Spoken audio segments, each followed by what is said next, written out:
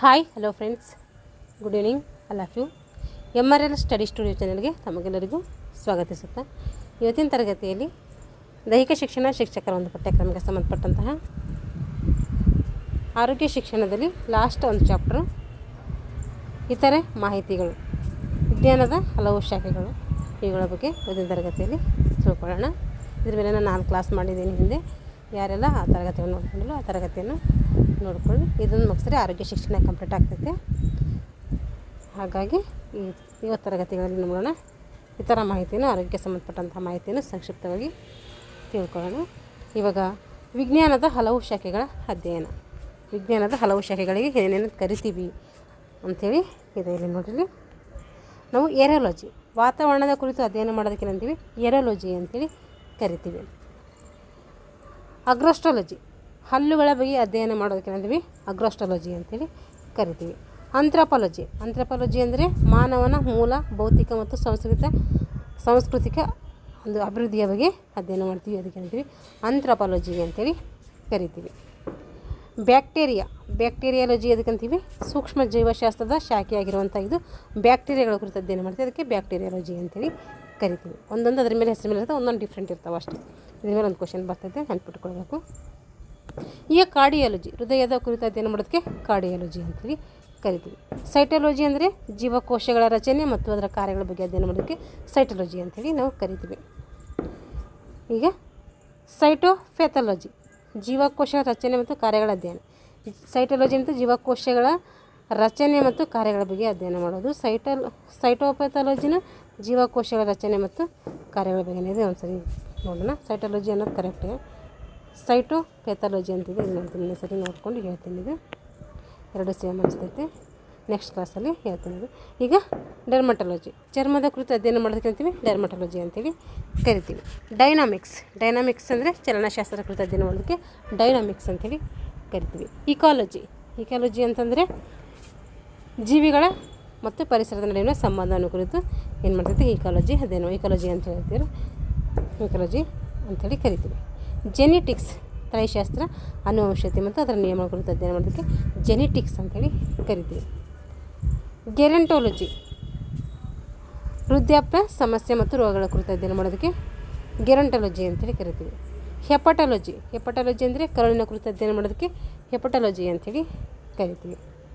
Histology ಅಂದರೆ ಅಂಗವಿವಾಹಗಳ ಬಗ್ಗೆ ಕುರಿತು ಅಧ್ಯಯನ ಮಾಡೋದಕ್ಕೆ ಹಿಸ್ಟಾಲಜಿ ಅಂಥೇಳಿ ಕರಿತೀವಿ. ಹೈಜೀನ್ ಅಂದರೆ ವಿವಿಧ ಔಷಧ ವಿಜ್ಞಾನದ ಶಾಖೆಯಾಗಿರುವಂಥ ಇದು ಆರೋಗ್ಯ ಕುರಿತು ಅಧ್ಯಯನ ಮಾಡ್ತದೆ. ಹೈಜೆನಿಕ್ ಆಗಿರಬೇಕು ಅಂತ ಹೇಳ್ತಾರಲ್ಲ, ಅಂದರೆ ಇದು ಆರೋಗ್ಯದ ಕುರಿತು ಅಧ್ಯಯನ ಮಾಡ್ತದೆ ಅಂತ ಅರ್ಥ. ಮೆಕ್ಯಾನಿಕ್ಸ್, ವಸ್ತುಗಳ ಒಂದು ಚಲನೆಯ ಕುರಿತು ಅಧ್ಯಯನ ಮಾಡ್ತದೆ. ವಸ್ತುಗಳ ಚಲನೆಯ ಬಗ್ಗೆ ಅಧ್ಯಯನ ಮಾಡ್ತದೆ, ಅದಕ್ಕೆ ಏನಂತೀವಿ ನಾವು? ಮೆಕ್ಯಾನಿಕ್ಸ್ ಅಂತೇಳಿ ಕರಿತೀವಿ. ಮೆಟಿಯಾರಲಜಿ ಅಂದರೆ ವಾತಾವರಣ ಮತ್ತು ಅದರ ಪ್ರಕ್ರಿಯೆಗಳ ಕುರಿತು ಅಧ್ಯಯನ ಮಾಡೋದಕ್ಕೆ ಮೆಟಿಯಾರಲಜಿ ಅಂಥೇಳಿ ಕರಿತೀವಿ. ಮೈಕ್ರೋಬಯಾಲಜಿ, ಸೂಕ್ಷ್ಮ ಜೀವಿಗಳ ಕುರಿತು ಅಧ್ಯಯನ ಮಾಡೋದಕ್ಕೆ ಮೈಕ್ರೋಬಯಾಲಜಿ ಅಂತೇಳಿ ಕರಿತೀವಿ. ಸೂಕ್ಷ್ಮ ಅಂದರೆ ಮೈಕ್ರೋ ಅಂದರೆ ಸೂಕ್ಷ್ಮ. ನೆಫ್ರಾಲಜಿ, ಕಿಡ್ನಿಗಳ ಕುರಿತು ಅಧ್ಯಯನ ಮಾಡೋದಕ್ಕೆ ಏನಂತೀವಿ? ನೆಫ್ರಾಲಜಿ ಅಂತ ಕರಿತೀವಿ. ಕಿಡ್ನಿ ರೋಗಗಳ ಕುರಿತು ಅಧ್ಯಯನ ಮಾಡೋದಕ್ಕೆ, ಕಿಡ್ನಿಯ ರೋಗಗಳ ಕುರಿತು ಅಧ್ಯಯನ ಮಾಡೋದಕ್ಕೆ ನೆಫ್ರಾಲಜಿ ಅಂತೇಳಿ ಕರಿತೀವಿ. ನ್ಯೂರಾಲಜಿ ಅಂದರೆ ನರವ್ಯೂಹ ಕಾರ್ಯ ಮತ್ತು ಅವ್ಯವಸ್ಥೆಗಳ ಕುರಿತು ಅಧ್ಯಯನ ಮಾಡೋದಕ್ಕೆ ನ್ಯೂರಾಲಜಿ ಅಂತೇಳಿ ಕರಿತೀವಿ. ಅಂಕಾಲಜಿ ಅಂದರೆ ಕ್ಯಾನ್ಸರ್ ಕುರಿತು ಅಧ್ಯಯನ ಮಾಡೋದಕ್ಕೆ ಅಂಕಾಲಜಿ ಅಂತೇಳಿ ಕರಿತೀವಿ. ಅಪ್ತಮಾಲಜಿ ಅಂದರೆ ಕಣ್ಣು ಮತ್ತು ಕಣ್ಣಿನ ರೋಗಗಳ ಕುರಿತು ಅಧ್ಯಯನ ಮಾಡೋದಕ್ಕೆ ಏನಂತೀವಿ? ಅಪ್ತಮಾಲಜಿ ಅಂತೇಳಿ ಕರಿತೀವಿ. ಆರ್ಥೋಪೆಡಿಕ್ಸ್ ಅಥವಾ ಓಸ್ಟಿಯಾಲಜಿ, ಎಲುಬು ಮೂಳೆಗಳ ಅಧ್ಯಯನ ಕೊಡೋದಕ್ಕೆ ಏನಂತೀವಿ? ಆರ್ಥೋಪಾಲಜಿಸ್ಟ್ ಅಥವಾ ಓಸ್ಟಿಯಾಲಜಿ ಅಂತೇಳಿ ಕರಿತೀವಿ. ಪ್ಯಾಥಾಲಜಿ, ರೋಗಶಾಸ್ತ್ರ ಕುರಿತು ಅಧ್ಯಯನ ಮಾಡೋದಕ್ಕೆ ಪ್ಯಾಥಾಲಜಿ ಅಂತೇಳಿ ಕರಿತೀವಿ. ಸೈಕಿಯಾಟ್ರಿ, ಮಾನಸಿಕ ರೋಗಗಳ ಕುರಿತು ಅಧ್ಯಯನ ಮಾಡೋದು, ಅಂದರೆ ಮಾನಸಿಕ ರೋಗಿಗಳ ಅಧ್ಯಯನ ಮಾಡೋದಕ್ಕೆ ಮತ್ತು ಅಧ್ಯಯನ ಮಾಡೋದಕ್ಕೆ ಚಿಕಿತ್ಸೆ ನೀಡೋದಕ್ಕೆ ಅಂತೀವಿ ಸೈಕಾಲಜಿಸ್ಟ್ ಅಂತ ಕರಿತೀವಿ. ಸೈಕಿಯಾಟ್ರಿ ಅಂತೇಳಿ ಕರಿತೀವಿ. ಯೂರಾಲಜಿ, ಮೂತ್ರನಾಳದ ಒಂದು ರೋಗಶಾಸ್ತ್ರದ ಕುರಿತು ಅಧ್ಯಯನ ಮಾಡೋದಕ್ಕೆ ಅದು ಏನಂತೀವಿ? ಯೂರಾಲಜಿ ಅಂಥೇಳಿ ಕರಿತೀವಿ. ಮೂತ್ರನಾಳ, ಯೂರಿಯಾ ಅಂತ ನೆನಪಿಟ್ಕೋಬೇಕು. ಇವಾಗ ವೈರಸ್ಗಳ ಕುರಿತು ಅಧ್ಯಯನ ಮಾಡೋದಕ್ಕೆ ವೈರಾಲಜಿ. ಒಂದೊಂದು ಸರಿ ಏನಾಗ್ತೀವಿ? ಸಂಬಂಧ ಇರ್ತದೆ, ಒಂದೊಂದು ಸಂಬಂಧ ಇದೆ. ಯೂರಾಲಜಿ, ಮಯಾಲಜಿ, ಸ್ನಾಯುಗಳ ಅಧ್ಯಯನ. ಕಿನ್ಸಿಯಾಲಜಿ, ಕೀಲುಗಳ ಕುರಿತು ಅಧ್ಯಯನ ಮಾಡೋದಕ್ಕೆ ಕಿನ್ಸಿಯಾಲಜಿ. ಕೀ ಈ ರೀತಿ ನೆನಪಿಟ್ಟುಕೊಳ್ರಿ. ಸೈಕಾಲಜಿ, ಮನುಷ್ಯನ ವರ್ತನೆ ಕುರಿತು ಅಧ್ಯಯನ ಮಾಡೋದಕ್ಕೆ ಸೈಕಾಲಜಿ ಅಂತೇಳಿ ಕರಿತೀವಿ. ಇವಾಗ ವೈಜ್ಞಾನಿಕ ಉಪಕರಣಗಳು, ಇವು ಅಧ್ಯಯನ ಮಾಡುವಂಥ ಶಾಖೆಗಳ ಬಗ್ಗೆ ತಿಳ್ಕೊಂಡಿವಿ. ಇವಾಗ ವೈಜ್ಞಾನಿಕ ಉಪಕರಣಗಳು, ಅವುಗಳ ಉಪಯೋಗ ಏನು ಅಂತೇಳಿ ನೋಡಿರಿ. ಕಾರ್ಡಿಯೋಗ್ರಾಮ್, ECG, ಕಾರ್ಡಿಯೋಗ್ರಾಫ್ ಅಂತ ಇರಬೇಕಿದು. ಕಾರ್ಡಿಯೋಗ್ರಾಫು ಹೃದಯದ ಚಲನೆಯ ಕಂಡುಹಿಡ್ಲಿಕ್ಕೆ ಏನು ಮಾಡ್ತೀವಿ ನಾವು ECG ಮಾಡಿಸ್ತೀವಿ. ಕ್ಯಾಲೋರಿಮೀಟರ್, ಉಷ್ಣತೆಯನ್ನು ಅಳೆಯೋದಕ್ಕೆ ಕರಿತೀವಿ ಕ್ಯಾಲೋರಿಮೀಟರ್ ಅಂತೇಳಿ ನಾವು ಕರಿತೀವಿ. ಎಲೆಕ್ಟ್ರಾನ್ ಸೆಫಲೋಗ್ರಾಫ್, EEG, ಮೆದುಳಿನ ವಿದ್ಯುತ್ ಅಲೆಯನ್ನು ಅಳೆಯಲಿಕ್ಕೆ ಏನು ಮಾಡ್ತೀವಿ ನಾವು ಎಲೆಕ್ಟ್ರೋಸೆಫಲೋಗ್ರಾಫ್ ಅನ್ನು ಬಳಸ್ತೀವಿ. ಮೆದುಳಿನ ವಿದ್ಯುತ್ ಅಲೆಯನ್ನು ಅಳೆಯಲು ಮತ್ತು ವ್ಯಾಖ್ಯಾನಿಸಲು ಏನು ಮಾಡ್ತೀವಿ EEG ಬಳಸ್ತೀವಿ. ECG ಅಂದರೆ ಅದು ಹಾರ್ಟಿಗೆ ಸಂಬಂಧಪಡ್ತೈತೆ. EEG ಅಂದರೆ ಅದು ಎಲೆಕ್ಟ್ರಾನ್ ಸೆಫಲೋಗ್ರಾಫ್ ಅಂದರೆ ಮೆದುಳಿಗೆ ಸಂಬಂಧಪಟ್ಟಿರ್ತೈತೆ. ಎಂಡೋಸ್ಕೋಪ್, ದೇಹದ ಒಳಗಿನ ಅಂಗಗಳನ್ನು ಪರೀಕ್ಷೆ ಮಾಡಬೇಕಾದ್ರೆ ಎಂಡೋಸ್ಕೋಪನ್ನು ಬಳಸ್ತೀವಿ. ಲ್ಯಾಕ್ಟೋಮೀಟರ್, ಹಾಲಿನ ಪರಿಶುದ್ಧತೆಯನ್ನು ಅಳಬೇಕಾದ್ರೆ ಲ್ಯಾಕ್ಟೋಮೀಟ್ರಲ್ಲಿ ಅಳಿತೀವಿ. ಸ್ಪೀಡೋಮೀಟರ್, ಚಲಿಸುತ್ತಿರುವ ವಾಹನಗಳ ವೇಗ ಅಳಬೇಕಾದ್ರೆ ಸ್ಪೀಡೋಮೀಟ್ರನ್ನು ಬಳಕೆ ಮಾಡ್ತೀವಿ. ಸ್ಪಿಗ್ನೋಮ್ಯಾನೋಮೀಟರ್, ಇದು ರಕ್ತದ ಒತ್ತಡವನ್ನು ಅಳಿಬೇಕಾದ್ರೆ ಸಿಗ್ಮೋಮ್ಯಾನೋಮೀಟರನ್ನು ಬಳಕೆ ಮಾಡ್ತೀವಿ. ಸ್ಟೆಥೋಸ್ಕೋಪ್, ಹೃದಯ ಮತ್ತು ಶ್ವಾಸಕೋಶದ ಬಡಿತವನ್ನು ಅಳತೆ ಮಾಡಬೇಕಾದ್ರೆ ಸ್ಟೆಥೋಸ್ಕೋಪನ್ನು ಬಳಸಿ ಅಳತೆ ಮಾಡ್ತೀವಿ.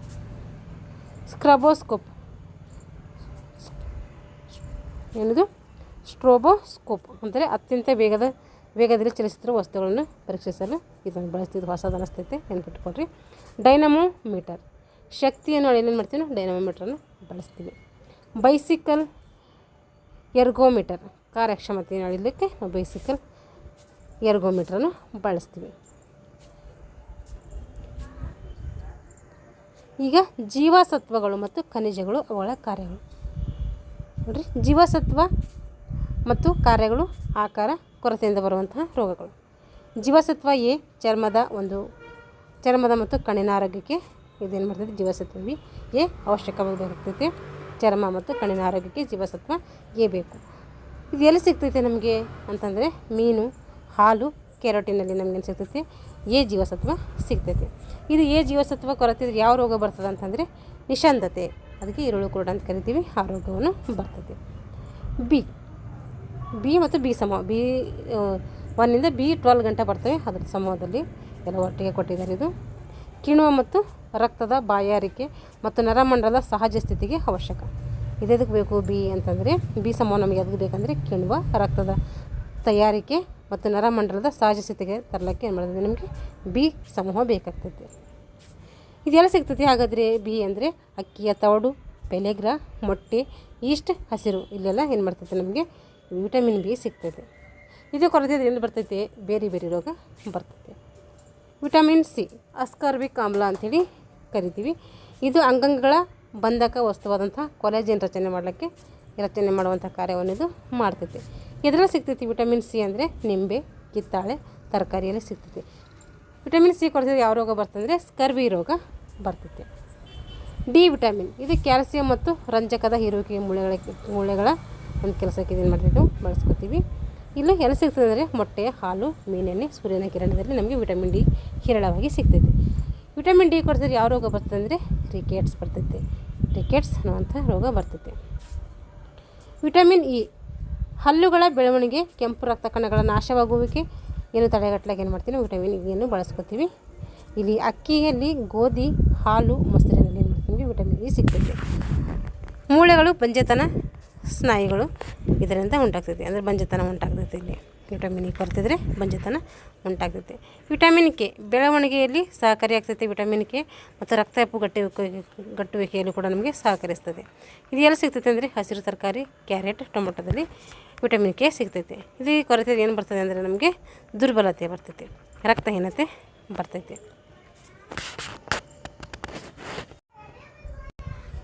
ಮನುಷ್ಯನ ದೇಹಕ್ಕೆ ಅಗತ್ಯವಿರುವ ಖನಿಜಗಳು, ಅವುಗಳ ಕಾರ್ಯ ಮತ್ತು ಅವುಗಳ ಆಕಾರಗಳು ನೋಡ್ರಿ.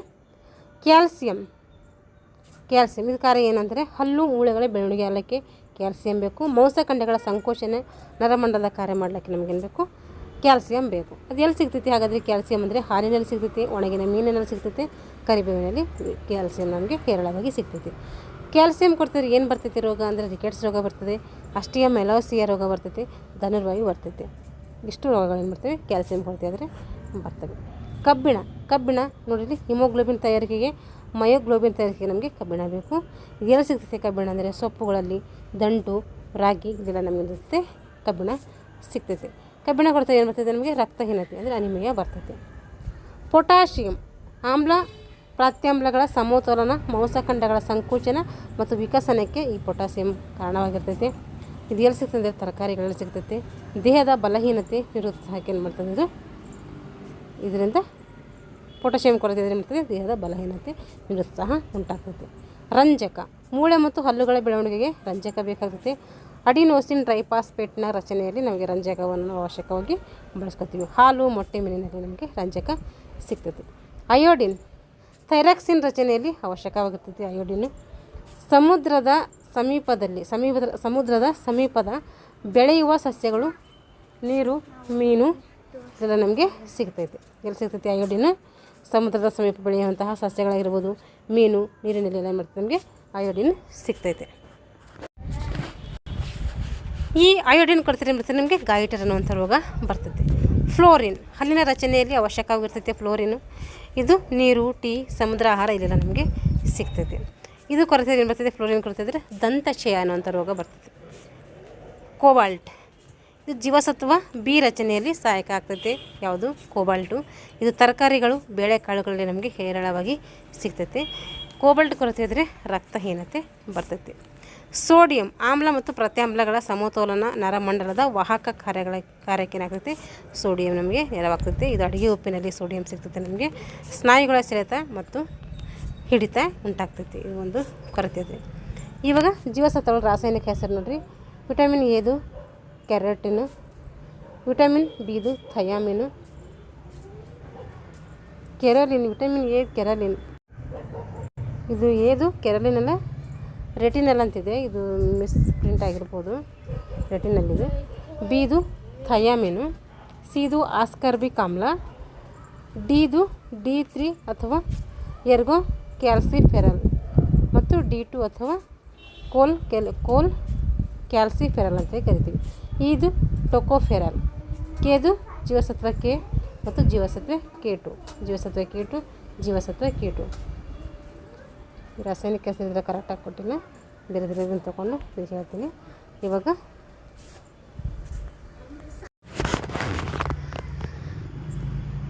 ಮನುಷ್ಯನ ಜೀರ್ಣಕ್ರಿಯೆಯಲ್ಲಿ ಭಾಗವಹಿಸುವ ರಾಸಾಯನಿಕಗಳು ಬಿಡುಗಡೆಯಾಗುವ ಭಾಗ, ಜೀರ್ಣಗೊಳ್ಳುವ ಅಥವಾ ಸರಳ ಕಣಗಳಾಗಿ ಮಾರ್ಪಾಡಾಗುವಂಥ ವಸ್ತು. ಈಗ ಲಾಲಾರಸದಲ್ಲಿರುವಂತಹ ಟಯಲಿನ್ ಎಂಬ ಎಂಜೈಮ್ ಇದೇನು ಬಿಡುಗಡೆ ಮಾಡ್ತೈತೆ ಅಂತಂದರೆ ಇದು ಎಲ್ಲಿ ಬಿಡುಗಡೆ ಆಗ್ತದೆ ಅಂದರೆ ಬಾಯಿಯಲ್ಲಿ ಬಿಡುಗಡೆ ಆಗ್ತೈತೆ. ಬಾಯಿಯಲ್ಲಿ ಏನಿದೆ ನಮ್ಮದು ಲಾಲಾರಸ ಇದೆಯಲ್ಲ ಅದೇನು ಮಾಡ್ತೈತೆ ನಮ್ಮ ಬಾಯಲ್ಲಿ. ಲಾಲಾರಸನೇ ಬೇರೆ, ಲಾವಾರಸನೇ ಬೇರೆ. ಲಾವಾರಸ ಅಂದರೆ ಭೂಮಿ ಒಳಗಡೆ ಬರೋದು, ಲಾಲಾರಸ ಅಂದರೆ ನಮ್ಮ ಬಾಯಲ್ಲಿರೋವಂಥದ್ದು. ಹಾಗಾಗಿ ಇಲ್ಲಿ ಏನು ಮಾಡ್ತೈತೆ ಲಾಲಾರಸದಲ್ಲಿರುವಂಥ ಟಯಲಿನ್ ಎಂಬ ಎಂಜೈಮ್ ಎಲ್ಲಿ ಬಿಡುಗಡೆ ಆಗ್ತದೆ? ಬಾಯಿಯಲ್ಲಿ ಬಿಡುಗಡೆ ಆಗ್ತದೆ. ಜೀರ್ಣಗೊಳ್ಳುವ ಅಥವಾ ಸರಳ ಕಣಗಳಾಗಿ ಮಾರ್ಪಾಡಾಗುವಂಥ ವಸ್ತು ಇರೋದು ಪಿಷ್ಟ. ಪೆಪ್ಸಿನ್ ಎಲ್ಲಿ ಬಿಡುಗಡೆ ಆಗ್ತದೆ? ಪೆಪ್ಸಿನ್ ಇದು ಜಠರದಲ್ಲಿ ಬಿಡುಗಡೆ ಆಗ್ತೈತೆ. ಇದು ಜೀರ್ಣಗೊಳ್ಳುವ ಅಥವಾ ಸರಳ ಕಣಗಳಾಗಿ ಮಾರ್ಪಾಡಾಗುವಂಥ ವಸ್ತು ಯಾವುದು? ಎಲ್ಲಿ ಜೀರ್ಣಗೊಳ್ತೈತೆ ಇದು ಪೆಪ್ಸಿನ್? ಪ್ರೋಟೀನಲ್ಲಿ ಜೀರ್ಣಗೊಳ್ತೈತೆ. ಲೈಪಿಸ್ ಇದು ಎಲ್ಲಿ ಬಿಡುಗಡೆಯಾಗುವಂಥ ಭಾಗ? ಜಠರ. ಜೀರ್ಣಗೊಳ್ಳುವ ಅಥವಾ ಸರಳವಾಗಿ ಮಾರ್ಪಾಡಾಗುವಂಥ ಭಾಗ ಯಾವುದಂದರೆ ಅದು ಮೇಧಸ್ಸು. ಹೈಡ್ರೋಕ್ಲೋರಿಕ್ ಎಲ್ಲಿ ಬಿಡುಗಡೆ ಆಗ್ತೈತೆ? ಜಠರ. ಇದು TET ಕ್ವಶನ್ ಆಗಿದೆ ಮೊನ್ನೆ, ಹೋಸರಿ TETಗೆ. ಇವಾಗೇನು ನಡೀತಲ್ಲ ಆ TETಗೆ ಕ್ವಶನ್ ಆಗಿದೆ ಇದು. ಹೈಡ್ರೋಕ್ಲೋರಿಕ್ ಎಲ್ಲಿ ಬಿಡುಗಡೆ ಆಗ್ತದೆ ಅಂತೇಳಿ ಇದು ಜಠರದಲ್ಲಿ. ಎಲ್ಲಿ ಜೀರ್ಣಗೊಳ್ತೈತಿ ಇದು ಅಂತಂದರೆ ಜೀರ್ಣಕ್ರಿಯೆಯಲ್ಲಿ ನೇರ ಪಾಲ್ಗೊಳ್ಳುವಿಕೆ ಮತ್ತು ಸೂಕ್ಷ್ಮ ಜೀವಿಗಳನ್ನು ಕೊಲ್ಲಲು ಹೈಡ್ರೋಕ್ಲೋರಿಕ್ ಆಮ್ಲ HCl ಅಂತ ಕರಿತೀವಿ ಉಪಯೋಗವಾದರೆ ಲೋಳೆ ವಸ್ತು ಹೈಡ್ರೋಕ್ಲೋರಿಕ್ ಆಮ್ಲದಿಂದ ಜಠರದ ಪೊರೆಗೆ ಆಗುವಂಥ ಅಪಾಯವನ್ನು ಏನು ಮಾಡ್ತಿದ್ದು ತಪ್ಪಿಸ್ತೈತೆ. ಈಗ ಪಿತ್ತರಸ ಎಲ್ಲಿ ಬಿಡುಗಡೆ ಆಗ್ತೈತಿ? ಪಿತ್ತರಸ ಡಿಯೋಡಿನಮ್ ಅಂದರೆ ದೊಡ್ಡ ಕರಳಿನಲ್ಲಿ ಬಿಡುಗಡೆ ಆಗ್ತೈತೆ. ಅದು ಎಲ್ಲಿ ಜೀರ್ಣಗೊಳ್ತೈತೆ ಅಂದರೆ ಅದು ಮೆದುಸಿನಲ್ಲಿ ಜೀರ್ಣಗೊಳ್ತೈತೆ. ಮೇದೋಜೀರಕ ರಸದಲ್ಲಿರುವಂಥ ಟ್ರಿಪ್ಸಿನ್ ಇದು ಎಲ್ಲಿ ಬಿಡುಗಡೆ ಆಗ್ತೈತಿ? ಡಿಯೋಡಿನಮ್, ದೊಡ್ಡ ಕರಳಿನಲ್ಲಿ ಕಂಡುಬರುವಂಥ ಡಿಯೋಡಿನಮಲ್ಲಿ. ಮತ್ತು ಪೆಪ್ಟೈಡ್ಗಳಲ್ಲಿ ಈ ಒಂದು ಮೆದೊಜೀರಕ ರಸದಲ್ಲಿರುವಂಥ ಟ್ರಿಪ್ಟನ್ ಏನು ಮಾಡ್ತೈತೆ ಬಿಡುಗಡೆ ಆಗ್ತೈತೆ. ಎಲ್ಲಿ ಜೀರ್ಣಗೊಳ್ತೈತೆ ಅಂದರೆ ಇದು ಪ್ರೋಟೀನ್ ಮತ್ತು ಪಾಲಿಪೆಪ್ಟೈಡ್ಗಳಲ್ಲಿ ಜೀರ್ಣಗೊಳ್ತೈತೆ. ಅಮೈಲೇಸ್ ಡಿಯೋಡಿನಮ್ನಲ್ಲಿ ಬಿಡುಗಡೆ ಆಗ್ತೈತೆ, ಪಿಷ್ಟದಲ್ಲಿ ಜೀರ್ಣಗೊಳ್ತೈತೆ. ಲೈಪೇಸ್ ಡಿಯೋಡಿನಮ್ನಲ್ಲಿ ಜೀರ್ಣಗೊಳ್ತೈತೆ, ಬಿಡುಗಡೆ ಆಗ್ತೈತೆ. ಡಿಯೋಡಿನಮ್ನಲ್ಲಿ ಬಿಡುಗಡೆ ಆಗ್ತೈತೆ, ದೊಡ್ಡ ಕಣ್ಣಿನಲ್ಲಿ ಬಿಡುಗಡೆ ಆಗ್ತದೆಲ್ಲ. ಎಲ್ಲಿ ಜೀರ್ಣಗೊಳ್ತದೆ ಅಂದರೆ ಮೆದಸಿನಲ್ಲಿ ಲೈಪೇಸ್ ಆಯ್ತಲ್ಲ. ಈಗ ಪೆಪ್ಟಿಡೇಸ್ ಇದು ಸಣ್ಣ ಕಣ್ಣಿನಲ್ಲಿ ಉತ್ಪಾದನೆ ಆಗ್ತೈತೆ, ಬಿಡುಗಡೆ ಆಗ್ತದೆ ಸಣ್ಣ ಕಣ್ಣಿನಲ್ಲಿ. ಎಲ್ಲಿ ಜೀರ್ಣಗೊಳ್ತಂದರೆ ಪಾಲಿಪೆಪ್ಟೈಡ್ಗಳಲ್ಲಿ ಜೀರ್ಣಗೊಳ್ತೈತೆ. ಸುಕ್ರೇಸ್ ಎಲ್ಲಿ ಬಿಡುಗಡೆ ಆಗ್ತೈತೆ, ಸಣ್ಣ ಕಣ್ಣಿನಲ್ಲಿ ಬಿಡುಗಡೆ ಆಗ್ತೈತೆ. ಎಲ್ಲಿ ಜೀರ್ಣಗೊಳ್ತದೆ ಅಂದರೆ ಸುಕ್ರೋಸ್ನಲ್ಲಿ ಜೀರ್ಣಗೊಳ್ತೈತೆ. ಲ್ಯಾಕ್ಟೇಸ್ ಎಲ್ಲಿ ಬಿಡುಗಡೆ ಆಗ್ತೈತೆ, ಸಣ್ಣ ಕಣ್ಣಿನಲ್ಲಿ. ಎಲ್ಲಿ ಜೀರ್ಣಗೊಳ್ತೈತೆ, ಮೆದುಸಿನಲ್ಲಿ ಜೀರ್ಣಗೊಳ್ತೈತೆ. ಈ ಒಂದು ಲೆಸನ್ಗೆ ಸಂಬಂಧಪಟ್ಟಂತಹ MCQ ಅದ ನೋಡ್ರಿ. ಮಧುಮೇಹ ರೋಗಿಗಳಿಗೆ ಈಗ ಕೊಡಲ್ಪಡುವಂಥ ಇನ್ಸುಲಿನ್ನ ಆಧುನಿಕ ರೂಪಾಂತರ ಅಂದರೆ ಹ್ಯೂಮಲಿನ್. ಮಧುಮೇಹ ರೋಗಿಗಳಿಗೆ ಈಗ ಕೊಡಲ್ಪಡುವಂಥ ಇನ್ಸುಲಿನ್ನ ಆಧುನಿಕ ರೂಪಾಂತರ ಹ್ಯೂಮಲಿನ್ ಅಂತೇಳಿ ಕರಿತೀವಿ. ಹ್ಯೂಮಲಿನ್. ಹೈಡ್ರೋಥೆರಪಿ ಅಂದರೆ ವಾಟರ್ ಥೆರಪಿ. ಹೈಡ್ರೋಥೆರಪಿ ಅಂದರೆ ವಾಟರ್ ಥೆರಪಿ ಅಂತೇಳಿ ಕರಿತೀವಿ. ಕಾಮಾಲೆ ರೋಗ ಇದಕ್ಕೆ ಬರ್ತದೆ ಅಂದರೆ ಇದು ಲಿವರ್ಗೆ ಬರ್ತದೆ.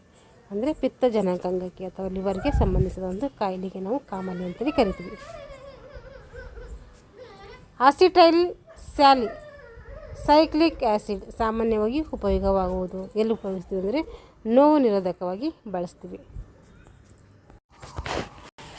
ಹೃದಯಾಘಾತವಾದ ಸಮಯದಲ್ಲಿ ಕೈಗೊಳ್ಳುವ ಪ್ರಥಮ ಚಿಕಿತ್ಸೆ ಅಂದರೆ ಎದೆನೀಯುವುದು.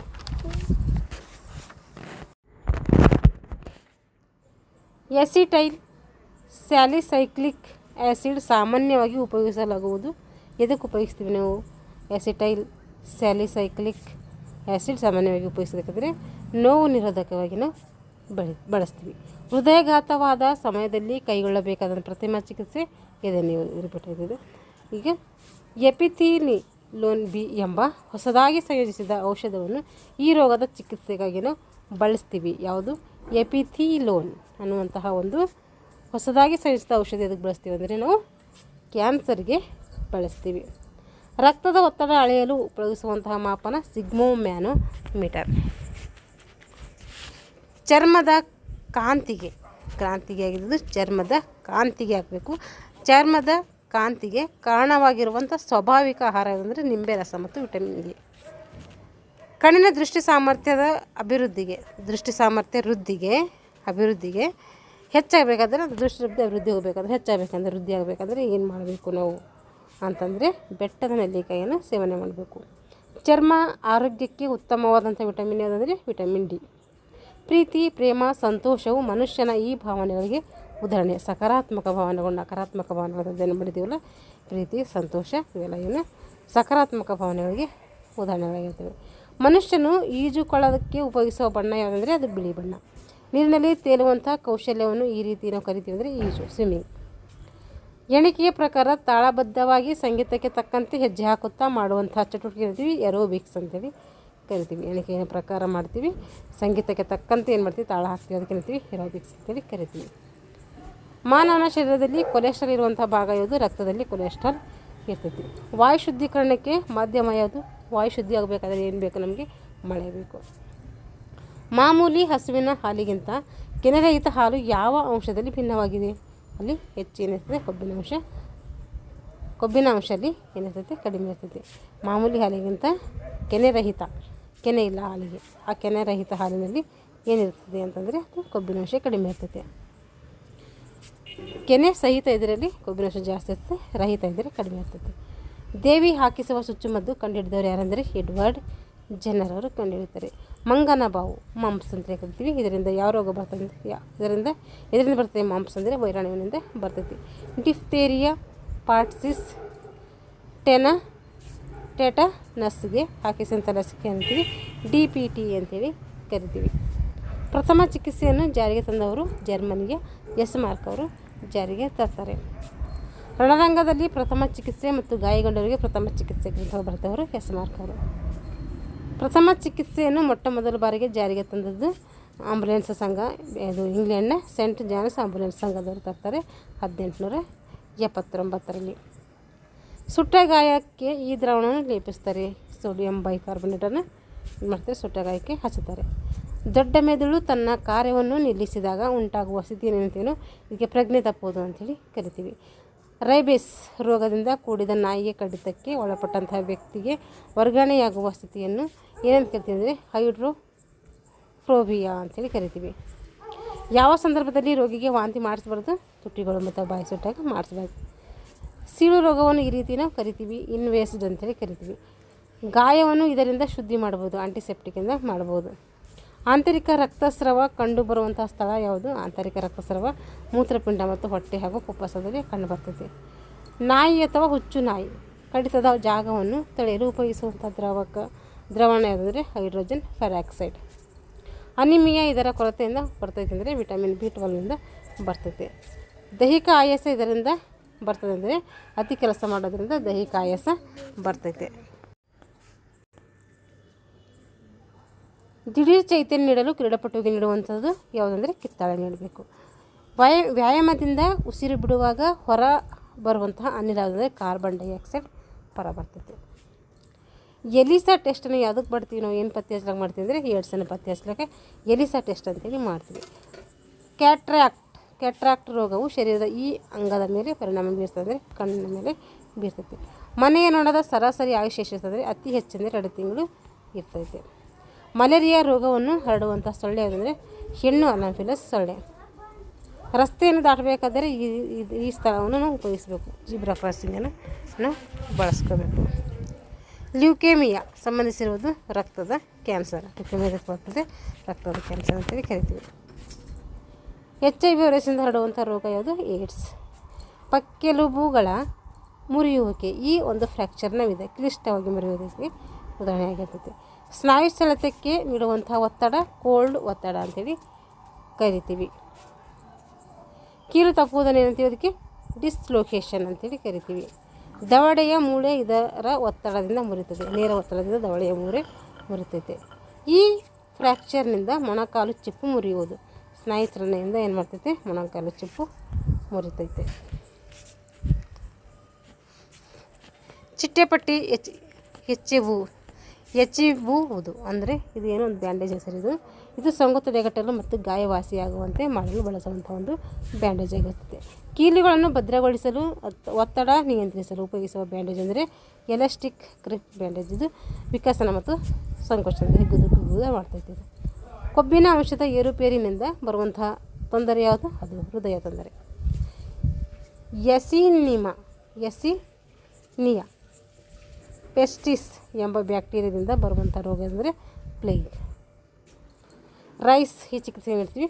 ಉಳುಕಿದ್ರೆ ಏನು ಮಾಡ್ತೀವಿ? ರೈಸ್ ಚಿಕಿತ್ಸೆಯನ್ನು ನೀಡ್ತೀವಿ. ಕೊಳಚೆ ನೀರನ್ನು ಹೊರಹಾಕಲು ಸಾಮಾನ್ಯ ಹಾಗೂ ತೃಪ್ತಿಕರವಾದಂಥ ವಿಧಾನ ಯಾವುದಂದರೆ ಅಕ್ವಿವೇಟೆಡ್ ಸ್ಲಡ್ಜ್ ಸಿಸ್ಟಮ್ ಅಂತ ಕರಿತೀವಿ. ಬ್ರಾಂಕೈಟಿಸ್ ಎಂಬ ಕಾಯಿಲೆ ಬರುವುದು ಶ್ವಾಸಕೋಶದ ವಿಭಾಗಕ್ಕೆ. ಹಳದಿ ಜ್ವರ ಬರುವುದು ಕೀಟಗಳಿಂದ. ಸಾಂಕ್ರಾಮಿಕ ರೋಗ ಬಂದಾಗ ನಾವು ಏನು ಮಾಡ್ತೀವಿ? ರೋಗಿಯನ್ನು ಪ್ರತ್ಯೇಕವಾಗಿ ಇಡ್ತೀವಿ. ಪೋಲಿಯೋ ಎಂಬುದು ಒಂದೊಂದು ವೈರಸ್ನಿಂದ ಬರುವಂತಹ ರೋಗ ಆಗಿರ್ತೈತೆ. ಮಲೇರಿಯಾ ರೋಗಕ್ಕೆ ನೀಡುವಂಥ ಚಿಕಿತ್ಸೆ ಯಾವುದು? ಮಲೇರಿಯಾ ರೋಗ ಬಂದ ಚಿಕಿತ್ಸೆ ನೀಡ್ತೀವಿ. ಕ್ಲೋರೋಕ್ವಿನ್ ಅನ್ನುವಂಥ ಚಿಕಿತ್ಸೆಯನ್ನು ನೀಡ್ತೀವಿ. ಹೊಗೆ ಸೊಪ್ಪಿನಲ್ಲಿರುವಂಥ ವಿಷ ಯಾವುದು? ನಿಕೋಟಿನ್. ಶರೀರದಲ್ಲಿ ಕೊಬ್ಬು ಈ ಘಟಕವನ್ನು ಉತ್ಪತ್ತಿ ಮಾಡ್ತದೆ ಅಂದರೆ ಗ್ಲ್ಯಾಂಡನ್ಸ್ ಅಂತೇಳಿ ಉತ್ಪಾದನೆ ಮಾಡ್ತೈತೆ. ಹೈಪರ್ ಟೆನ್ಷನ್ ಎಂಬುದು ತೀವ್ರ ರಕ್ತದ ಒತ್ತಡ. ಹೃದಯ ರಕ್ತನಾಳಗಳ ರೋಗಗಳಿಗೆ ಪ್ರಮುಖ ಕಾರಣ ಅಂದರೆ ಅಥಿರೋಸ್ಕ್ಲೆರೋಸಿಸ್. ಮೆದುಳಿನ ಆಘಾತಕ್ಕೆ ಮುಖ್ಯ ಕಾರಣ ಹೈಪರ್ ಟೆನ್ಷನ್, ತೀವ್ರ ರಕ್ತದ ಒತ್ತಡ. ಗೊಬ್ಬರ ಅನ್ನುವುದು ಒಂದು ಗೊಬ್ಬರ ಬಿಡೋದೊಂದು ಕಾಯಿಲೆ. ಇದು ಅಂದರೆ ಏನು? ಒಂದು ಸಾಂಕ್ರಾಮಿಕ ರೋಗ. ಒಬ್ಬರು ಬಿಟ್ಟರೆ ಮತ್ತೊಬ್ಬರಿಗೆ ಬರ್ತೈತೆ. ಟೈಫಾಯ್ಡ್ ಹರಡುವುದು ಈ ಬ್ಯಾಕ್ಟೀರಿಯಾದಿಂದ ಸೆಲ್ಮೊನೆಲ್ಲಾ ಟ್ರೈಫಾಯ್ಡ್ ಅಂತೇಳಿ ನೋಡಿದ್ದೀವಿ. ಸೆಲ್ಮೊನೆಲ್ಲಾ ಟೈಫಿ ಅಂತೇಳಿ ಇಲ್ಲಿ ಕೊಟ್ಟಿದ್ದಾರೆ. ಏರ್ವೇ ಬ್ರೀತಿಂಗ್ ಮತ್ತು ಸರ್ಕ್ಯುಲೇಷನ್ ಎಂಬುದು ಸಂಬಂಧಪಟ್ಟಿರುವುದು ಏಕೆಂದರೆ ಅದು ಪ್ರಥಮ ಚಿಕಿತ್ಸೆಗೆ. ಈ ರೋಗವು ಟ್ಯೂಬರ್ಕ್ಯುಲರ್ ಬ್ಯಾಸಿಲೆ ಎಂಬ ಬ್ಯಾಕ್ಟೀರಿಯಾದಿಂದ ಬರ್ತದೆ, ಅಂದರೆ ಟಿ ಬಿ ಅಥವಾ ಕ್ಷಯ. ಪೋಲಿಯೋ ರೋಗಕ್ಕೆ ಬರುವಂತಹ ಹೆಸರು ಏನಂದರೆ ಪೊಪೋಲಿಯೋ ಮೈಲಿಟಿನ್. ಪೋಲಿಯೋ ರೋಗಕ್ಕೆ ಇರುವಂಥ ಇನ್ನೊಂದು ಹೆಸರು ಪೊಪೋಲಿಯೋ ಮೈಲಿಟಿನ್. ಕಣ್ಣಿನ ದೋಷಕ್ಕೆ ಏನಂತೀವಿ? ಮಯೋಪಿಯಾ ಅಂತೇಳಿ ಕರಿತೀವಿ. ಹೈಡ್ರೋಥೆರಪಿ ಚಿಕಿತ್ಸೆಯನ್ನು ಇದರ ಸಹಾಯದಿಂದ ಬಳಸ್ಕೊಂಡು ಮಾಡ್ತೀವಿ. ನೀರಿನ ಸಹಾಯದಿಂದ ಹೈಡ್ರೋಥೆರಪಿ ಮಾಡ್ತೀವಿ. ಪರಿಪೂರ್ಣ ಆರೋಗ್ಯದ ಪರಿಕಲ್ಪನೆ ಹೊಂದಿದವರು WHO. ಪರಿಪೂರ್ಣ ಆರೋಗ್ಯದ ಪರಿಕಲ್ಪನೆ ಹೊಂದಿದೆ ಯಾವುದಂದರೆ WHO, ವರ್ಲ್ಡ್ ಆರ್ಗನೈಜೇಷನ್ ಅಂತ ಕರಿತೀವಿ. ಪ್ರೋಟೀನ್ಗಳು ಮುಖ್ಯವಾಗಿ ಮಾಡಲ್ಪಟ್ಟಿರುವುದು ಇದರಿಂದ. ಅಮೈನೋ ಆಮ್ಲಗಳಿಂದ ಪ್ರೋಟೀನನ್ನು ಮಾಡ್ತಾರೆ. ಸಮತೋಲನ ಆಹಾರ ಎಂದರೆ ಆಹಾರದಲ್ಲಿ ಇದು ಇರ್ತೈತಿ. ಪೋಷಕಾಂಶಗಳ ಸಮತೋಲನ ಮತ್ತು ಉಷ್ಣತೆಯ ಅಸಮತೋಲನ ಇರ್ತೈತೆ. ರಕ್ತದ ಒತ್ತಡ ಹೆಚ್ಚಾಗಲು ಇದರ ಕೊರತೆ ಸಹಾಯಕ ಆಗ್ತೈತೆ. ಪೊಟ್ಯಾಸಿಯಂ ಮತ್ತು ಕ್ಯಾಲ್ಸಿಯಂ ಕೊರತೆಯಿಂದ ಆಗ್ತೈತೆ. ಸಾಮಾನ್ಯವಾಗಿ 100 ಮಿಲಿಲೀಟರ್ ರಕ್ತದಲ್ಲಿರುವಂಥ ಗ್ಲುಕೋಸಿನ ಮಟ್ಟ ಎಷ್ಟಂದರೆ 80ರಿಂದ 120 ಮಿಲಿಗ್ರಾಮ್ ಇರ್ತೈತೆ. ಅತಿ ಹೆಚ್ಚಿನ ರಕ್ತದ ಒತ್ತಡವನ್ನು ಈ ರೀತಿ ಕರಿತೀವಿ, ಮೌನ ಕೊಲೆಗಾರ ಅಂತೇಳಿ ಕರಿತೀವಿ. ರಕ್ತದಲ್ಲಿನ ಅಧಿಕ ಗ್ಲುಕೋಸ್ ಉತ್ಪಾದನೆಯಾಗಿಂದ ಬರುವಂತಹ ಕಾಯಿಲೆ ಯಾವುದಾದರೆ ಅದು ಮಧುಮೇಹ. ರಕ್ತದಲ್ಲಿ ಅಧಿಕ ಗ್ಲುಕೋಸ್ ಉತ್ಪಾದನೆ ಆದರೆ ಮಧುಮೇಹ ಬರ್ತೈತೆ. ಟೈರೋಸಿನ್ ಎನ್ನುವಂಥ ಅಮೈನೋ ಆ್ಯಸಿಡ್ ಕಾರಣವಾಗಿರುವುದು ನಿದ್ರಾಹೀನತೆಗೆ. ನಿದ್ರಾಹೀನತೆ ಸೂಕ್ತವಾದಂಥ ಪ್ರಾಣಾಯಾಮ ಅಂದರೆ ಭ್ರಾಮರಿ ಪ್ರಾಣಾಯಾಮದಿಂದ ನಾವು ನಿದ್ರೆಯನ್ನು ಚೆನ್ನಾಗಿ ಮಾಡ್ಬೋದು. ಇದರ ಕೊರತೆಯಿಂದ ಮಧುಮೇಹ ರೋಗ ಬರ್ತದೆ, ಇನ್ಸುಲಿನ್ ಕೊರತೆಯಿಂದ ಬರ್ತೈತೆ. ಬಿಳಿ ರಕ್ತ ಕಣಗಳನ್ನು ಮಿತಿಮೀರಿದ ಉತ್ಪಾದನೆಯಿಂದ ಬರುವಂಥ ಕಾಯಿಲೆ ಲ್ಯೂಕೇಮಿಯಾ. ರಕ್ತದ ಗುಂಪುಗಳನ್ನು ವಿಂಗಡಿಸಿದರು ಲಾರ್ಡ್ಕೆ ಸ್ಟಿನ್ನರ್. ಮೂತಿಬಿಂದು ರೋಗವು ಶರೀರದ ಈ ಅಂಗಕ್ಕೆ ಬರ್ತದೆ, ಕಣ್ಣಿಗೆ ಬರ್ತದೆ. ಸ್ಟೆಥೋಸ್ಕೋಪನ್ನು ಕಂಡುಹಿಡಿದವರು ರೂಬಿಕ್. ಇನ್ಸುಲಿನ್ ಸ್ರವಿಸುವುದು ಬ್ರಾಂಕಿಯಸ್ನಲ್ಲಿ ಇನ್ಸುಲಿನ್ ಅಂದರೆ ಇದರಲ್ಲಿ ಮೆದುಜೀರಕದಲ್ಲಿ ಇನ್ಸುಲಿನ್ ಉತ್ಪಾದನೆ ಆಗ್ತದೆ, ಬ್ರಾಂಕಿಯಸ್ ಅದು. ಹುಚ್ಚುನಾಯಿ ಕಡಿತಕ್ಕೆ ಬರುವಂಥ ರೋಗ ರೆಬಿಸ್ಗೆ ಚುಚ್ಚುಮದ್ದನ್ನು ಕಂಡುಹಿಡಿದವರು ಲೂಯಿ ಪಶ್ಚರ್ ಅವರು. ಪ್ಯಾರಾಸಿಟಮಲ್ ಎಂಬುದು ಇದೊಂದು ಜ್ವರ ಏನು ಮಾಡ್ತೈತೆ, ಶಮನಕಾರಿಯಾಗುತ್ತೆ. ಜ್ವರ ಬರೋದಿಗೆ ನಾವು ಈ ಮಾತ್ರೆಯನ್ನು ಬಳಸ್ತೀವಿ. ಹೃದಯಾಘಾತಕ್ಕೆ ಮುಖ್ಯವಾದ ಕಾರಣ ಕೊಲೆಸ್ಟ್ರಾಲ್. ವಿಷ ಸೇವಿಸಿದವರಿಗೆ ಮಾಡುವಂಥ ಪ್ರಥಮ ಚಿಕಿತ್ಸೆ ವಾಂತಿ ಮಾಡಿಸುವುದು. ಕೊಬ್ಬಿನ ರಕ್ಷಣಾ ಮೆತ್ತೆಯನ್ನು ಹೊಂದಿರುವಂತಹ ಜೀವಾಧಾರ ಅಂಗಾಂಶಗಳು ಹೃದಯ ಮತ್ತು ಮೂತ್ರಪಿಂಡ. ನಮಗೆ ಹೆಚ್ಚಿನ ಕೊಬ್ಬಿನಾಂಶ ಬೇಕಾಗಿರುವುದು ಎಲ್ಲಿ, ಯಾವ ಕಾಲದಲ್ಲಿ ಬೇಕಂದರೆ ನಿಮಗೆ ಚಳಿಗಾಲದಲ್ಲಿ ಹೆಚ್ಚಿನ ಕೊಬ್ಬಿನಾಂಶ ಬೇಕಾಗ್ತದೆ. ಆರೋಗ್ಯವಂತ ಮನುಷ್ಯನ ದೇಹದ ಸಾಮಾನ್ಯ ಬಡಿತ ಮತ್ತು ದೇಹದ ಉಷ್ಣಾಂಶ ಅನುಕ್ರಮವಾಗಿ ಎಷ್ಟಿರಬೇಕು. ಆರೋಗ್ಯವಂತ ಮನುಷ್ಯನ ದೇಹದ ಬಡಿತ ಎಷ್ಟಿರಬೇಕಂದ್ರೆ 72 ಇರಬೇಕು ಪ್ರತಿ ನಿಮಿಷಕ್ಕೆ. ಹಾಗಾದರೆ ಹೀಟ್ ಎಷ್ಟಿರಬೇಕಂದ್ರೆ 98.4 ಫ್ಯಾರನ್ಹೀಟ್ ಇರಬೇಕು. ಮನುಷ್ಯನ ದೇಹದಲ್ಲಿ ವಿಫುಲವಾಗಿರುವ ಮೂಲಧಾತು ಇದು ಯಾವುದು ಹೆಚ್ಚು ಸಿಗ್ತದೆ ಅಂದರೆ ಆಮ್ಲಜನಕ ಹೆಚ್ಚಾಗಿ ಸಿಗ್ತೈತೆ. ವಿಶ್ವ ಹೃದಯ ದಿನ ಆಚರಿಸುವುದು ಅಕ್ಟೋಬರ್ 24. ವಿಶ್ವ ಹೃದಯ ದಿನ ಆಚರಣೆ ಮಾಡ್ತೀವಿ ಅಕ್ಟೋಬರ್ 24. ವರ್ಲ್ಡ್ ಹೆಲ್ತ್ ದಿನ ಕೂಡ ನಾವು ಮಾಡ್ತೀವಿ. HIV ಅಂದರೆ ಹ್ಯೂಮನ್ ಇಮ್ಯುನೋ ಡಿಫಿಷಿಯನ್ಸಿ ವೈರಸ್. ಈ ಸೋಂಕು ರೋಗವು ಗಾಳಿಯ ಮೂಲಕ ಒಬ್ಬರಿಂದೊಬ್ಬರಿಗೆ ಹರಡ್ತದೆ ಅಂದರೆ ಇನ್ಫ್ಲೂಯೆಂಜಾ. ಸೊಳ್ಳೆಗಳು ಇದರಿಂದ ಆಕರ್ಷಿಸ್ತವೆ ಅಂದರೆ ನೀರಿನಿಂದ ಆಕರ್ಷಿತವಾಗಿರ್ತವೆ. ಆಸ್ಪರಿನ್ ಎಂಬುದು ಇದೊಂದು ನೋವು ನಿವಾರಕ ಆಗಿರ್ತೈತೆ. ಮಲೇರಿಯಾ ವಿರುದ್ಧ ಔಷಧಿಯನ್ನು ಉಪಯೋಗಿಸಲು ಔಷಧಿ ಯಾವುದಂದರೆ ಮಲೇರಿಯಾ ವಿರುದ್ಧ ಚಿಕಿತ್ಸೆ ಆಸ್ಪರಿನನ್ನು ಕೊಡ್ತೀವಿ. ಡಯಾಲಿಸಿಸ್ ಚಿಕಿತ್ಸೆ ಸಂಬಂಧಿಸೋದು ಮೂತ್ರಪಿಂಡದ ಕಾಯಿಲೆಗೆ ಡಯಾಲಿಸಿಸ್ ಮಾಡ್ತೀವಿ ನಾವು. ಸಿಡುಬು ಕಾಯಿಲೆ ಇದರಿಂದ ಬರ್ತದೆ. ವ್ಯಾಕ್ಸಿನೇಷನ್ನಿಂದ ಸಿಡುಬು ಕಾಯಿಲೆಯನ್ನು ತಡೆಗಟ್ಟಬಹುದು. ಇಲಿಯಿಂದ ಹರಡುವಂಥ ರೋಗ ಯಾವುದು? ಪ್ಲೇಗ್. ಕಬ್ಬಿಣ ಅಂಶದ ಕೊರತೆಯಿಂದ ಬರುವಂಥ ಕಾಯಿಲೆ ಅನಿಮಿಯಾ. ಎಲೆಗಳ ಹಸಿರು ದ್ರವದಲ್ಲಿರುವ ಲೋಹ ಯಾವುದು? ಮ್ಯಾಗ್ನೀಸಿಯಂ. ಡಿಫ್ತೀರಿಯಾ ನಾಯಿ ಕೆಮ್ಮು ಧನುರ್ವಾಯು ರೋಗಕ್ಕೆ ನೀಡುವಂಥ ಚುಚ್ಚುಮದ್ದು DPT ಟ್ರಯಲ್ ಆ್ಯಂಟಿಜನ್ ಅಂತ ಕರಿತೀವಿ. ಸಿರೋಫ್ರೀನಿಯಾ ಎಂಬುದು ಮನೋರೋಗ. ಇದೊಂದು ಕಾರ್ಯ ಸಂಬಂಧಿತ ಮನೋರೋಗ ಆಗಿರ್ತೈತಿ. ಕಾಲರ ರೋಗಕ್ಕೆ ಕಾರಣವಾದಂತಹ ರೋಗಣ ಯಾವುದಂದರೆ ಅದು ವಿಬ್ರಿಯೋ ಕಾಲರ. ಕಾಲರ ರೋಗಿಯ ಬಟ್ಟೆ ಮತ್ತು ಮಲಮೂತ್ರ ವಿಸರ್ಜನೆ ಸ್ವಚ್ಛತೆಗೆ ಬಳಸುವ ದ್ರಾವಣ ಕ್ರೆಸಾಲ್ ದ್ರಾವಣ. ಕ್ಷಯ ಸಂಬಂಧಿಸಿದಂತಹ ಶರೀರದ ಭಾಗ ಯಾವುದು? ಶ್ವಾಸಕೋಶಕ್ಕೆ ಕ್ಷಯ ಬರ್ತೈತೆ. ಕ್ಷಯ ರೋಗಕ್ಕೆ ಕಾರಣವಾದಂಥ ರೋಗಣ ಯಾವುದಂದರೆ ಮೈಕ್ರೋ ಬ್ಯಾಕ್ಟೀರಿಯಾ ಟ್ಯೂಬರ್ಕ್ಯುಲೋಸಿಸ್. ಈ ಕಾಯಿಲೆಗೆ ಇನ್ಸುಲಿನ್ಸ್ ಮಾಡಿಸ್ಕೊಳ್ಬೇಕು. ವಿಷಮಶೀತ ಜ್ವರದಿಂದ ಇನ್ಸುಕ್ಯುಲೇಷನ್ ಮಾಡ್ಕೊಳ್ಬೇಕು. ಮಾನವನ ಕೂದಲಿನ ರಚನೆಯಿರುವಂಥ ಪ್ರೋಟೀನ್ ಅದು ಕೆರಾಟಿನ್. ಉಪ್ಪಿನ ರಾಸಾಯನಿಕ ಹೆಸರು ಸೋಡಿಯಂ ಕ್ಲೋರೈಡ್. ರಾಸಾಯನಿಕ ಹೆಸರು ಸೋಡಿಯಂ ಕ್ಲೋರೈಡ್. ಪ್ಯೂರಿಫೈಡ್ ಪ್ರೋಟೀನ್ ಡಿರೈವೇಟಿವನ್ನು ಇದನ್ನು ಪರೀಕ್ಷಿಸಲು ಮಾಡ್ತೀವಿ ನಾವು, ಅಂದರೆ ಕ್ಷಯರೋಗವನ್ನು ಪರೀಕ್ಷಿಸಲಿಕ್ಕೆ ಮಾಡ್ತೀವಿ. ಫ್ಲೂ ಎಂಬ ಸಂಕ್ಷಿಪ್ತ ಹೆಸರಿಂದ ಕರಿತೀವಿ ಇನ್ಫ್ಲೂಯೆಂಜಾ. ಇತ್ತೀಚೆಗೆ ತೀವ್ರತರವಾಗಿ ಹರಡುತ್ತಿರುವಂಥ ರೋಗಗಳೆಂದರೆ ಡೆಂಗು ಮತ್ತು ಚಿಕನ್ಗುನ್ಯಾ. ಮಲೇರಿಯಾ ಜೀವಾಣು ಕಂಡುಹಿಡಿದುದು ಎ ಲವೆರನ್ ಅವರು ಕಂಡುಹಿಡಿತಾರೆ. ಇನ್ಸುಲಿನ್ ಕಂಡುಹಿಡಿದವರು ಯಾರು? F Banting. ಇನ್ಸುಲಿನ್ ಕಂಡುಹಿಡಿದವರು ಎಂ ಬಂಟಿಂಗ್. ಸೈಲೆಂಟ್ ಕಿಲ್ಲರ್ ಅಂತ ಯಾವುದನ್ನು ಕರಿತೀವಿ? ಹೆಪಟೈಟಿಸ್. ಇದಕ್ಕಂತೀವಿ ಸೈಲೆಂಟ್ ಕಿಲ್ಲರ್ ಅಂತೇಳಿ ಕರಿತೀವಿ. ಕ್ಷಯ ರೋಗಕ್ಕೆ ಚುಚ್ಚುಮದ್ದು BCGಯನ್ನು ಹಾಕಿಸ್ತೀವಿ ನಾವು. ರೋಗ ನಿರೋಧಕ ಲಸಿಕೆಗಳನ್ನು ಇವರಿಗೆ ನೀಡ್ತೀವಿ, ಶಿಶುಗಳಿಗೆ ನೀಡ್ತೀವಿ. ಪ್ರಥಮ ಚಿಕಿತ್ಸೆ ಚಿಹ್ನೆ ಯಾವುದಂದರೆ ಅದು ಪ್ಲಸ್ ಚಿಹ್ನೆ ಆಗಿರ್ತೈತೆ. ಉಸಿರಾಟ ನಿಂತವರಿಗೆ ನೀಡುವಂತಹ ಉಸಿರಾಟದ ಅದು ಕೃತಕ ಉಸಿರಾಟ ಆಗಿರ್ತೈತೆ. ಹಶೀಶ್, ಗಾಂಜಾ, ಸರಸ್ ಇವು ಏನು ಮಾದಕ ವಸ್ತುಗಳು. ಹಸೀಸ್ ಇಂಪಾರ್ಟೆಂಟ್ ನೋಡ್ರಿ ಕ್ವಶನ್. ಹಸೀಸ್, ಗಾಂಜಾ, ಚರಸ್ ಇವು ಏನು ಮಾದಕ ದ್ರವಗಳಿಗೆ ಎಕ್ಸಾಂಪಲ್ಸ್ ಆಗಿರ್ತವೆ. ಮದ್ಯಪಾನದಿಂದ ಶರೀರದ ಈ ಭಾಗವು ನಿಷ್ಕ್ರಿಯಗೊಳ್ಳುತ್ತದೆ, ಮೆದುಳು ನಿಷ್ಕ್ರಿಯಗೊಳ್ಳುತ್ತದೆ. ಹಲ್ಲಿನ ನೋವುಗಳಿಗೆ ಕಾರಣ ವಿಟಮಿನ್ ಸಿ ಕೊರತೆ. ಮೊಳಕೆ ಬರಿಸಿದ ಕಾಳುಗಳನ್ನು ಇದರಿಂದ ಹೆಚ್ಚು ಅಂಶ ಸಿಗ್ತೈತೆ, ಅಂದರೆ ಫೋಲಿಕ್ ಆಮ್ಲ ಸಿಗ್ತೈತೆ. ಕಲುಷಿತ ನೀರಿನಿಂದ ಬರುವಂಥ ರೋಗ ಕಾಲರ ಆಗಿರ್ತೈತೆ. ಕೆಮ್ಮಿನ ಜೊತೆ ಜ್ವರ ಇದ್ದರೆ ಇದಕ್ಕೇನಂತೀವಿ ನಾವು ನ್ಯೂಮೋನಿಯಾ ಅಂತೇಳಿ ಕರಿತೀವಿ. ಮಲೇರಿಯಾ ನಿಯಂತ್ರಿಸಲಿರುವಂಥ ಮಾತ್ರೆ ಯಾವುದು? ಕ್ಲೋರೋಕ್ವಿನ್. ಹಳದಿ ರೋಗ ಯಾವುದಕ್ಕೆ ಸಂಬಂಧಪಟ್ಟಿದೆ? ಕಾಮಾಲೆಗೆ ಸಂಬಂಧಪಟ್ಟಿದೆ. ಮೆದುಳಿನಲ್ಲಿ ಮಲೇರಿಯಾಗೆ ಕಾಡುವಂತಹ ಪರೋಪಜೀವಿ ಆಗಿರುತ್ತೆ, ಪಾಲ್ಸಿಫರಮ್ ಇರ್ತೈತೆ. ಗಂಟಲು ಬಾವು ಬರುವುದು ಇದರಿಂದ, ಅಂದರೆ ಅಯೋಡಿನ್ ಕೊರತೆಯಿಂದ ಬರ್ತೈತೆ. ಥೈರಾಯ್ಡ್ ಅಂತ ಕರಿತೀವಿಲ್ಲ ಅದೇ ಇದು. ಉಸಿರಾಟದಲ್ಲಿ ತೊಂದರೆಯನ್ನುಂಟು ಮಾಡುವ ರೋಗ ನಿಮೋನಿಯಾ. ಟೈಫಾಯ್ಡ್ ತರುವಂತಹ ಬ್ಯಾಕ್ಟೀರಿಯಾ ಟೈಫಸ್ ಬೇಸಿಲಸ್. ಪ್ಲಾಸ್ಮೋಡಿಯಂ ಎಂಬ ಏಕಕೋಶ ಪರತಂತ್ರ ಜೀವು ಸೋಂಕು ಯಾವ ಕಾಯಿಲೆಗೆ ಕಾರಣ ಆಗ್ತಿದ್ರೆ ಮಲೇರಿಯಾಗೆ ಬರ್ತೈತಿದೆ. ಇದು ಭಯಾನಕ ರೋಗವಲ್ಲ. ಯಾವುದು? ಟಾನ್ಸಿಲೇಟಿವ್, ಅಂದರೆ ಕಿರುನರಿಗೆಗೆ ಬರುವಂತಹ ರೋಗ. ಇದು ಭಯಾನಕವಾದಂಥ ರೋಗ ಅಲ್ಲ. ಸ್ಪ್ರೆಪೋಕಾಕೈ ಎಂಬ ರೋಗಾಣು ಹರಡಿರುವ ರೋಗ ಅಂದರೆ ಟಾನ್ಸಿಲೇಟಿವ್. ದೀರ್ಘಕಾಲದ ಪಿತ್ತ ಕಲ್ಲುಗಳನ್ನು ಉಂಟು ಮಾಡುವ ರೋಗ ಯಾವುದಂದರೆ ಅದು ಕ್ಯಾನ್ಸರ್. ಉದರ ಬೇಕದು. ಉದರ ದರ್ಶಕ ದುರ್ಬಿಣಿ ಪರೀಕ್ಷೆಯಿಂದ ಪತ್ತೆ ಮಾಡಬಹುದು ಯಾವುದಂದರೆ ಜೀರ್ಣಕ ಉರದ ದರ್ಶಕ ಅಂತ ನೋಡ್ರಿ. ಇದು ಉರದ ದರ್ಶಕ ದುರ್ಬಿಣಿ ಪರೀಕ್ಷೆಯಿಂದ ಪತ್ತೆ ಮಾಡಬಹುದಂತಹ ರೋಗ ಅಂದರೆ ಅದು ಜೀರ್ಣಿಕ ಹುಣ್ಣು.